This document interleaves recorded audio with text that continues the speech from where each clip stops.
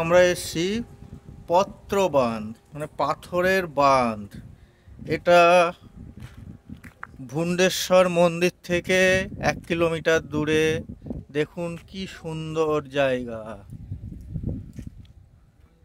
সবগুলো দীঘা থেকে 15-16 কিলোমিটারের কাছাকাছি। আমরা সবাই দীঘায় আসে, কিন্তু এই সমস্ত জায়গায় কেউ আসে না। আমরা জায়গাগুলো এক্সপ্লোর করছি। দেখুন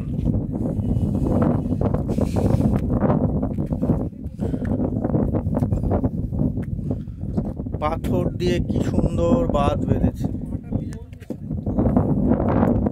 দেখুন দেখুন সমুদ্র দেখুন।